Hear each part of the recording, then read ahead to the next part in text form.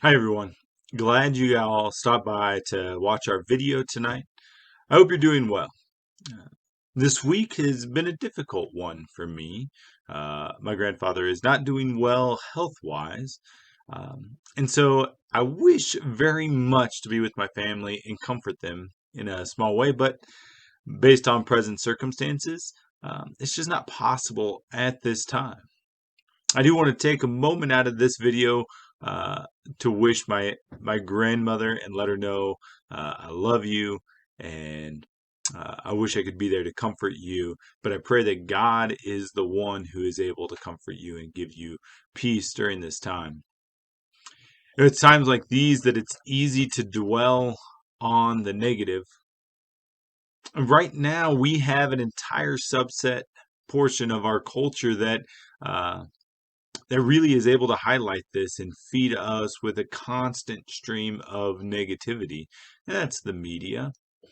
And it's not their fault. We do live in a dark world, and it's easy to highlight those things. And then I want to include social media in that as well. Every time you log on to onto that avenue of discussion, there's negativity. And it's easy for us to get stuck in this idea of division and ugliness and negativity constantly being shown to us. This week with the youth, we were studying Philippians chapter 4, and we went through this passage. And I thought we should go over it with you all as well. Philippians chapter 4, verses 2 through 9. Paul writes, I plead with Euodia and Syntyche to be of the same mind of the Lord. Yes, I ask you, my true companion, help these women, since they have contended at my side in the cause of the gospel, along with Clement and the rest of my co-workers whose names are in the book of life. And this is where it gets good. He says, rejoice in the Lord always. I will say it again, rejoice. Let your gentleness be evident to all. The Lord is near. Do not be anxious about anything, but in every situation, by prayer and petition, with thanksgiving, present your request to God.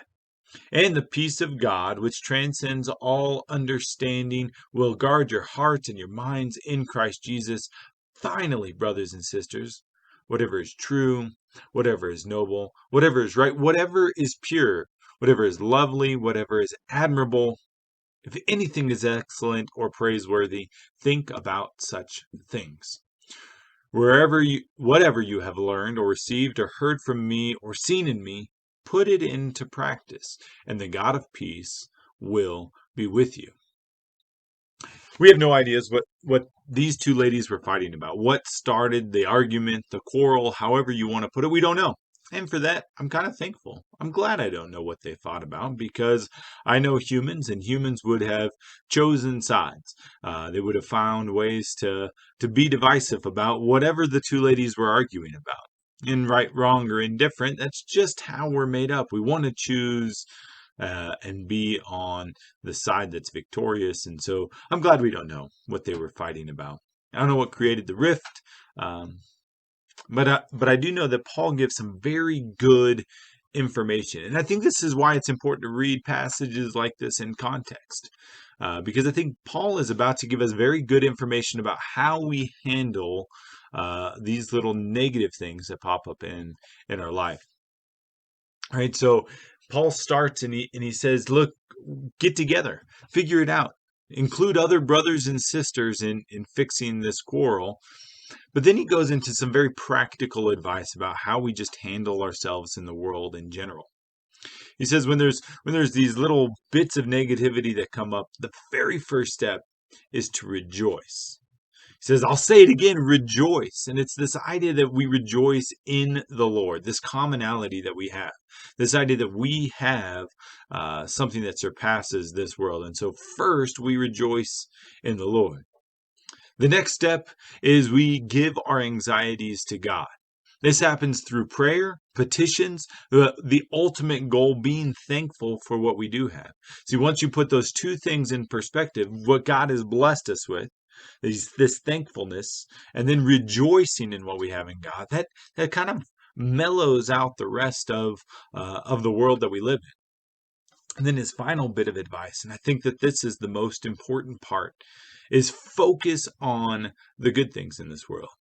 It's easy to be caught up in the negative. It's easy to turn on the news and see what's going wrong in the world. It's easy to flip through social media and see this side versus this side and wanting to choose a side, right versus left, blue versus red, whatever you may be thinking.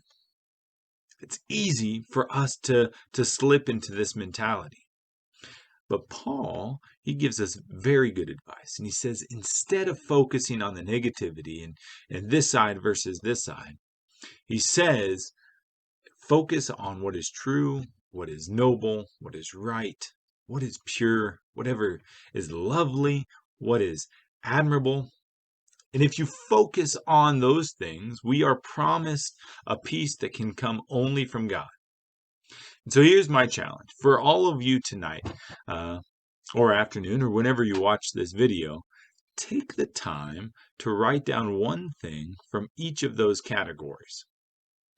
Each of those things listed in verse 8. So turn off the TV, shut down the social media, and look at things and write down whatever you find to be true, noble, right, pure, lovely, admirable, excellent, praiseworthy. Those are the things that we should be focusing on. So just in your own life, write down those things. Think about them. Meditate on them. See what God is trying to tell you about what is going right in this world versus what is going wrong. God bless and good night.